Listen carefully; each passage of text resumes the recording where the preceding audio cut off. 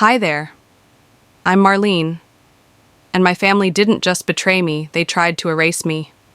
They stole my home, twisted the truth, and left me fighting for every piece of my life. Alone. I thought love was unconditional, but what happens when loyalty is just another weapon? Would you stand and fight or walk away from everything you've ever known? Before we dive deeper, tell me, have you ever felt like the outsider in your own family? What time are you listening to this, and where are you watching from? Drop a comment below. I can't wait to hear from you. The sunset bathed Santa Clarita in molten gold as I pulled into the long, sweeping driveway of my villa. Every inch of it had been my dream, marble floors glinting like frozen rivers, glass walls capturing the endless stretch of the valley. I killed the engine, took a deep breath, savoring the silence. This was supposed to be my moment, mine alone. A burst of laughter jolted me upright. I froze, the keys slipping from my fingers and clinking onto the leather seat. Familiar voices, ones that didn't belong here. Heart hammering, I approached the front door, each step heavier than the last. Inside, Sierra's voice rang out, syrupy, sweet. And this is where the ceremony will be. Can you believe it? Our parents gifted me this place. I shoved the door open. The scent of fresh-cut hydrangeas filled the air, masking the sharp betrayal clawing up my throat. Sierra was standing in the center of my living room, gesturing grandly to a group of strangers, her smile wide and triumphant. "What the hell is going on?" I demanded, my voice slicing through the giddy chatter. Sierra turned, feigning surprise. "Marlene, oh, didn't Mom and Dad tell you? They thought it'd be perfect for my wedding. You don't need all this space, right?" She waved her hand as if she were blessing me for my sacrifice. I stared at her, speechless. The walls seemed to pulse around me, the glass windows blurring. Leonard and Eileen drifted in from the backyard, their expressions maddeningly calm. "It's better this way, sweetheart," Dad said. "This house should be filled with family. Love." Mom chimed in, clucking sympathetically. "You're always so busy, dear. It's not like you even live here." They weren't asking, they were informing. I felt it in my bones. The decision had already been made, and my opinion was a mere formality they intended to bulldoze over. Just like always. A sickening memory flashed. 16 years ago, standing by the mailbox, watching Sierra open her acceptance letter to some third-rate college, while I quietly tore up my own scholarship offer to stay home and help pay bills. I was the reliable one, the expendable one. The marble floor seemed to tilt under my feet. My hand gripped the doorframe so tightly I thought I'd leave fingerprints in the wood. "They think I'll surrender," I whispered to myself, "just like before." But the woman standing here wasn't the same desperate girl who had begged for their approval. Number this time, I would not break. I would not bend. Sierra flitted around the villa, babbling about floral arrangements and catering companies, ignoring my presence as if I were an unwanted ghost. Someone needed to remind them, this was not a gift shop where they could pick and choose what they wanted from my life. I straightened, my heart crystallizing into something cold and immovable. I watched the guests sip champagne meant for a celebration that would never happen. "They have no idea what's coming," I murmured, a dangerous calm blooming in my chest. And for the first time in a very long time, I smiled. The phone rang just as the last light drained from the sky. I almost ignored it, craving silence, but something in my gut twisted. I snatched it up on the third ring. "Marlene, this is Thomas from West Valley Bank. Did you authorize a second mortgage on your villa today?" The air left my lungs. "What? No, absolutely not." He hesitated. "There's paperwork, filed electronically, co-signed, by someone named Sierra Vaughn." I staggered back against the kitchen island, my fingers gripping the marble edge until my knuckles whitened. The villa, the culmination of years of sacrifice, was under attack, not just emotionally, but legally. I hung up, hands trembling, and tore through my inbox. There it was, a lease agreement, buried among innocuous banking notices. My name, typed neatly beside Sierra's, as if I had willingly agreed to turn my home into her personal wedding venue, and a future commercial property. My signature had been forged, A flash of childhood surfaced. 16 years ago, Sierra stealing my favorite necklace. Mom telling me, "Just let her have it, honey. You're the bigger person." Always the bigger person. Always the fool. Not anymore. I barely had time to process before heavy knocking rattled the door. Leonard and Eileen stood on the threshold, faces composed into masks of concern. I didn't invite them in, but they pushed past anyway, brushing the air with the scent of roses and something rotting underneath. "We need to talk," Dad said, voice syrupy, poisonous. "This is just a misunderstanding, sweetheart.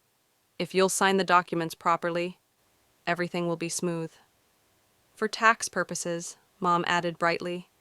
"You wouldn't want Sierra to lose her future because of some technicality." I stared at them. These weren't parents pleading for understanding. They were salesmen closing a deal they thought was already won. "You always said family comes first, Marlene," Dad pressed, eyes sharp. "This is your chance to prove it." Something inside me twisted, snapped. The same guilt they'd marinated me in for decades now tasted foul on my tongue. I smiled, a thin, brittle smile. "Of course. Let me review everything." I watched the relief flicker across their faces. Fools. I needed time, not their approval. As they chattered about seating charts and caterers, I quietly hit record on my phone, slipping it into my back pocket. Every word they uttered was another nail they hammered into their own coffin. That night, in the dim light of my home office, I emailed the audio file to Bryce Donovan, my lawyer and an old friend who knew exactly how dirty family battles could get. My message was brief: prepare for war. The villa's glass walls reflected my silhouette, fractured and sharp against the night sky. They thought they could bind me with paper chains, flimsy contracts stitched together with lies. They forgot paper burns. Morning crawled over Santa Clarita, dragging a gray shroud across the hills. I sat at my kitchen table, a stack of old family documents spread before me like ancient ruins. Somewhere between the dusty property deeds and grainy bank statements, I found it, the evidence that sliced through me sharper than any betrayal yet. Hidden in legal jargon and buried beneath years of negligence were silent thefts, funds siphoned from my early real estate deals, accounts quietly opened, my profits, stolen in trickles too small to notice until now, rerouted into a trust, bearing Sierra's name. I pressed my palms hard against the table, anchoring myself. "I had been funding her failures without even knowing it," I muttered into the stale morning air. A slow, corrosive fury unfurled in my chest. 16 years ago, a different betrayal had seeded itself. I had won a full-ride scholarship to UCLA, finally something that was entirely mine. Yet somehow, by the time fall semester arrived, my college savings had evaporated into an emergency family situation. Sierra's emergency, of course. New designer luggage, Instagram-worthy vacations, and a semester abroad while I squeezed into a cramped dorm with secondhand textbooks and ramen dinners. The memory burned, a low, permanent ache behind my ribs. I had carried their burdens willingly once. I had smiled through it, believing that love meant sacrifice. Now, I knew better. The shrill ping of my phone ripped me from the past. Bryce's text lit up the screen. "New intel. Call ASAP." His voice was clipped when he answered. "They're getting desperate, Marlene. Sierra filed paperwork to transfer your villa into a company called Vaughn Estates, LLC. No signatures yet, but the intent is clear." "They're trying to erase me," I said quietly, staring at the floor as if it might open up and swallow me whole. "They're trying to launder your legacy into hers," Bryce corrected. "But not if we move first." I closed my eyes, feeling the old pain condense into something solid, weaponized. Within the hour, I hired a forensic accountant to audit every transaction tied to my family's name. Bryce drafted cease and desist letters ready to fire like loaded guns. I warned my closest business contacts, trust no one carrying the Vaughn name. They wanted a war, I whispered to myself as I signed another set of documents. They forgot I've been training for battle since the day I was born.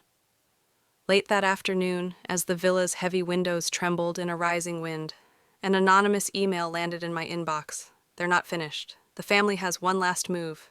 Be ready. The letter arrived on a Thursday morning, its heavy envelope stamped with an unnecessary sense of importance. My name was typed in crisp black ink above a demand: transfer partial ownership of my properties to Sierra for the sake of family unity. The words felt like a noose disguised as an olive branch.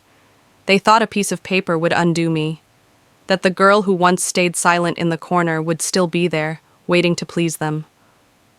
I wasn't. I crumpled the letter in my hand, letting it fall into the fireplace. Flames licked it hungrily, devouring the lies. A forced mediation was scheduled at the Vaughn estate later that afternoon. I walked in wearing a navy suit so sharp it could have cut glass. Leonard greeted me with a hollow smile, arms wide like a peacekeeper at a battlefield he helped create. "Let's be civil," he said, voice dripping with faux warmth. Sierra perched on the sofa like a queen on her throne, smug and radiant, her hand resting lightly on our mother's wrist, staking her claim. "You know it's not just about you anymore," Sierra started sweetly. "It's about preserving our family name." "Preserving it," I echoed, my voice flat, "by stealing everything I built." Mom tutted, a theatrical sigh.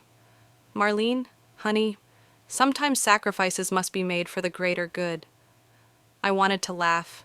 Instead, I looked at each of them in turn, feeling a cold calm spread through me like ink in water. "No," I said simply. Leonard's smile twitched. "Be reasonable. You owe it to the family." I rose to my feet. "I owe myself more." Before their stunned faces could recover, I turned and walked out, each step a line drawn in ashes behind me. By the time I reached home, my phone had exploded with notifications. Friends, colleagues, even former mentors, each message carried the same acidic undertone. "Greedy daughter abandons aging parents," the headline screamed from my screen. Attached were screenshots of doctored documents, interviews with anonymous sources that painted me as the villain. Sierra's doing. I sat down heavily at my desk, the room spinning. Betrayal wasn't new, but the public shaming was a gut punch. They hadn't twisted the knife in my back, they drove it straight through my heart for everyone to see. My hands shook, but not from fear. From rage, honed into purpose. I sent a single, icy text to Bryce. "Move forward, full exposure, no mercy." Minutes later, I started compiling evidence: emails, bank statements, voice recordings.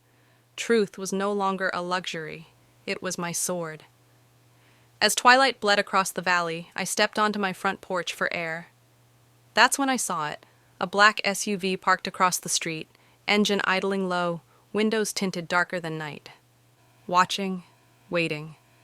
A chill crept along my spine, but I didn't flinch. Let them come.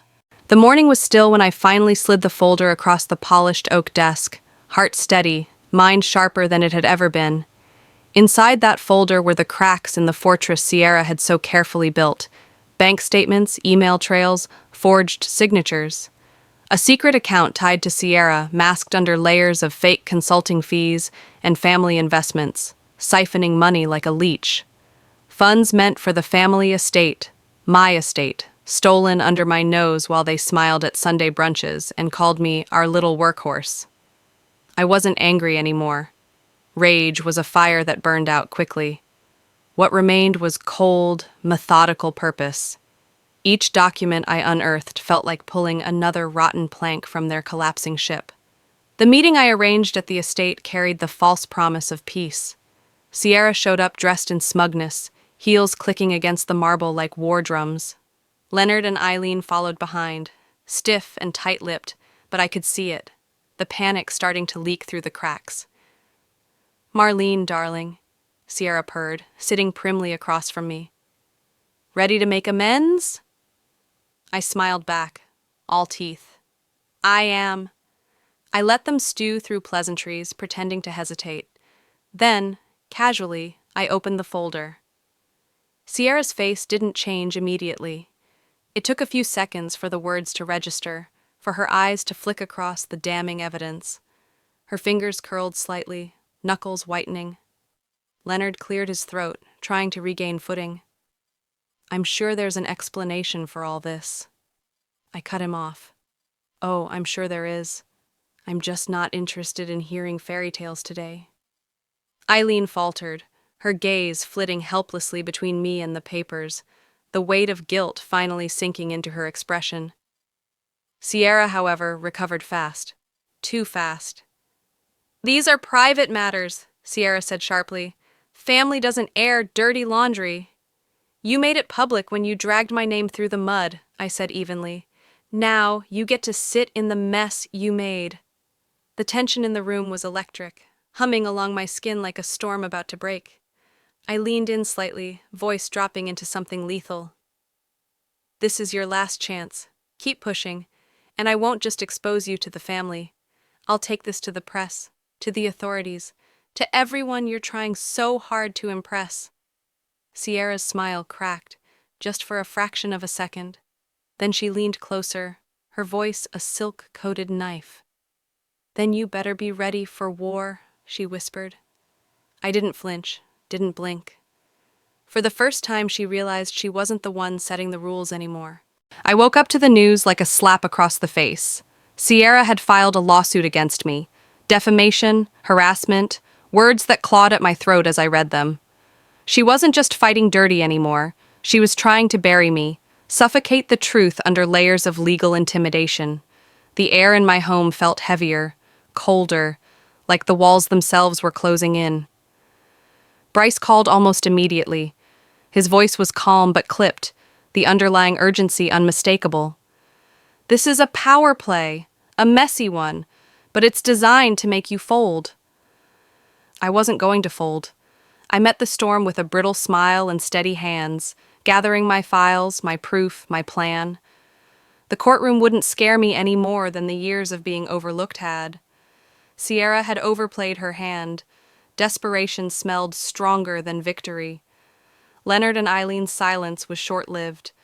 Within hours, they released a public statement supporting Sierra, parroting lines about family unity and misunderstandings exaggerated by outside forces. I could almost hear Leonard's rehearsed empty voice behind the sterile press release. Family loyalty had always been conditional. Love, something to wield like a blade when convenient. I was a daughter until I wasn't useful. Pride and image won out, as they always did. You're isolating yourself, Bryce warned during a strategy meeting that evening.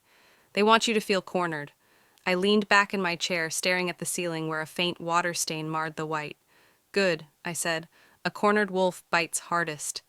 The next move had to be bold. I reached out to an old contact at the Santa Clarita Ledger. Discreet, brutal with the truth when warranted.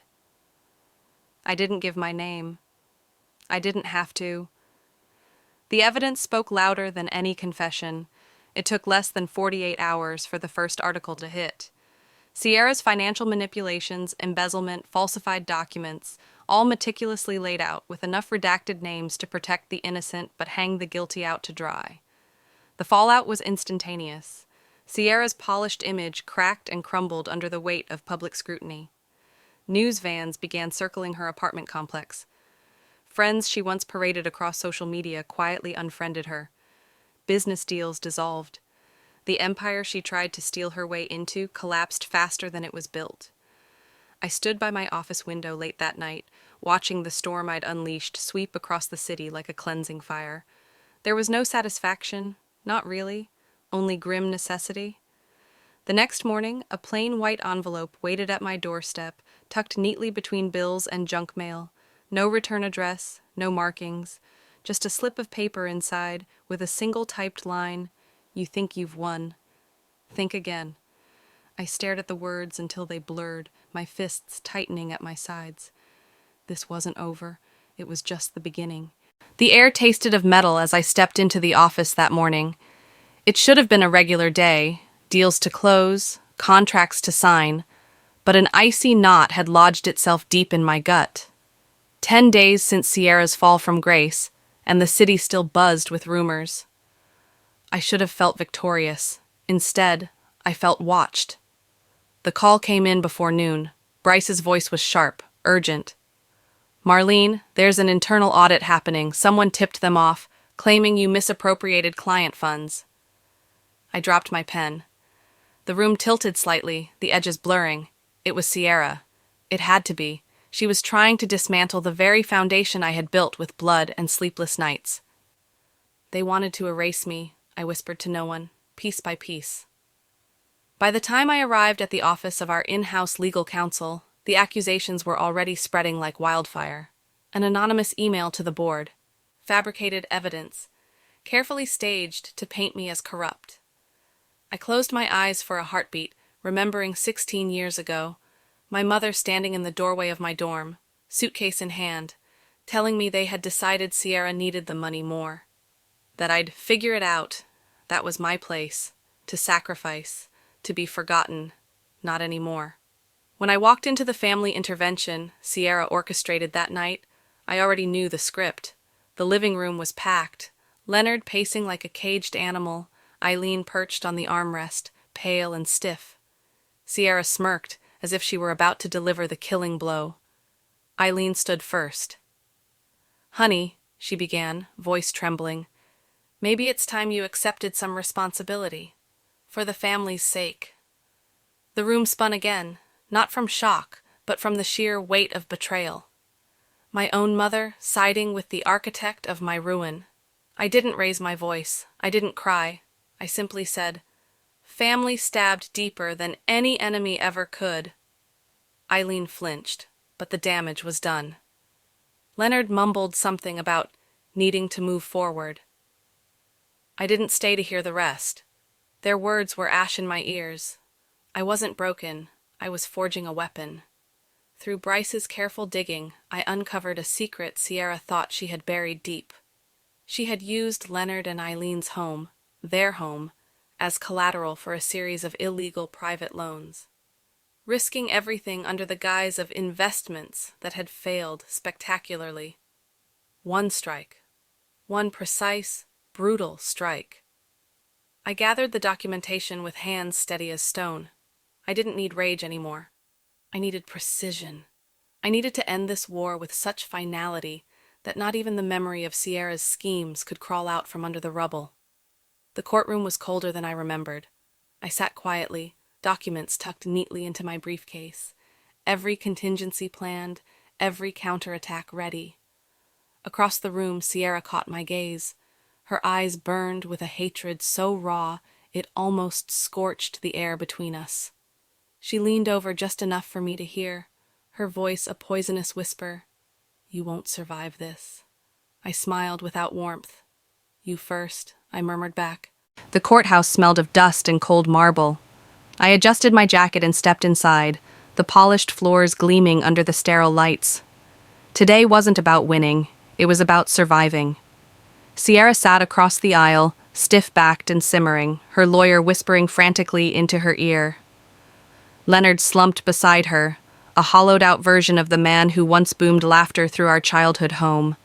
Eileen clutched her purse so tightly her knuckles turned white, but her eyes darted anywhere but toward me. When the judge called the session to order, the room fell into a tense silence that seemed to stretch and hum. My lawyer stood, voice calm and precise, and unveiled the bomb I had been carrying for weeks. The mortgage fraud, the forged signatures, the illegal loans. Every sordid, ugly truth laid bare on official court documents, each word a nail driven into Sierra's coffin. I didn't flinch. I didn't blink. I just watched her unravel. At first, Sierra denied. Then she screamed. The judge's gavel pounded like gunfire against the rising storm of her rage. She leapt to her feet, her accusations a tangle of lies and half-truths, flung like daggers toward me. "You destroyed this family!"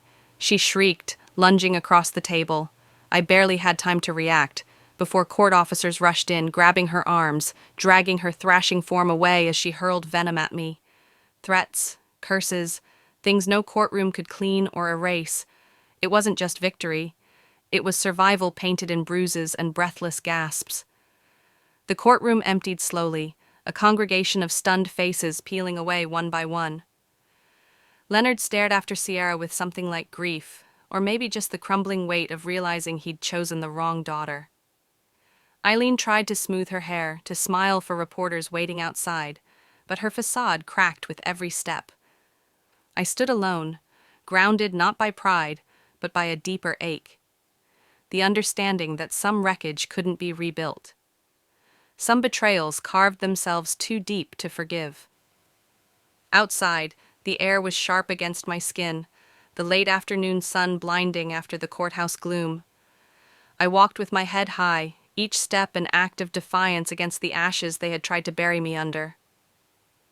At my car, something caught my eye. A small slip of paper tucked neatly under the windshield wiper. My hands didn't tremble as I unfolded it. No name, no signature. Just 5 words scrawled in messy ink. This isn't over yet. The streets of my old neighborhood shimmered in the early evening light, the cracked sidewalks and overgrown hedges whispering memories I hadn't asked to remember. I parked by the house I once called home, the same white paint now chipped and tired. I didn't need to go inside. Some ghosts you only had to feel from a distance. It wasn't about anger anymore. It was the ache of knowing love and betrayal often shared the same fragile skin. I sat behind the wheel, staring at the porch where I had once sat, knees scraped from childhood games, waiting for a mother too busy, for a father too proud. My phone buzzed, jarring me back. Leonard. I agreed to meet him at a small coffee shop near downtown. He was already there when I arrived, 2 coffees between us, neither touched. His face was smaller somehow, edges dulled by guilt he would never fully name. I didn't know. Not everything, he muttered, eyes fixed on a stain on the table. I nodded slowly. You didn't want to know. Silence pressed between us like a heavy curtain. I didn't offer him forgiveness. I didn't need his remorse. Healing wasn't a bridge built for others. It was a path I had to walk alone. He reached for my hand across the table, hesitated, and withdrew. Some distances were better left uncrossed. Afterward, I found myself in a new neighborhood, one far from the memories that had been weighing me down. I signed the lease with a steady hand, feeling the faint tremor of something almost forgotten: hope. Unpacking became a quiet ritual. Each plate unwrapped, each book shelved, was a brick laid in the foundation of a life rebuilt not from what had been taken, but from what I refused to lose. Weeks later, as the summer sun began to loosen its grip, a letter arrived. No return address. I knew the handwriting immediately. Sierra. I read the first line. An apology that wasn't an apology. A request for understanding without the burden of accountability. My fingers tightened. Without reading further, I fed the letter into the fireplace, watching as the flames curled the edges and swallowed the words whole. There was no satisfaction, just a quiet release. That evening, I sat on my new porch, a glass of wine in hand, as the sky bled orange and purple across the horizon. The world stretched ragged, imperfect, and utterly mine. I closed my eyes, feeling the rough wood beneath my fingertips, the breeze threading through my hair. This wasn't peace, not entirely, but it was enough. Just as I closed my eyes, my phone buzzed. An unknown number. I hesitated, then answered. "Hello?" I said into the silence, my heart steady for the first time in years. Looking back, if there's one thing I can leave you with, it's this. No matter who betrays you, no matter how heavy the weight of the past feels, you always have the power to reclaim your story. Healing isn't about forgetting. It's about choosing yourself over the wreckage others tried to leave you buried under. I learned that true strength is quiet, steady, and forged in the fires no one else sees. Now, I'd love to hear from you. Have you ever had to rebuild your life after betrayal? What did it teach you about yourself? Share your story in the comments. If you felt this story touched a piece of your heart, leave a comment with a 1 or tell me where you're watching from. If this video didn't quite resonate, let me know why. I value every honest thought. And hey, if you believe in rising stronger from the ashes, don't forget to subscribe to the channel so you won't miss the next story. We're just getting started.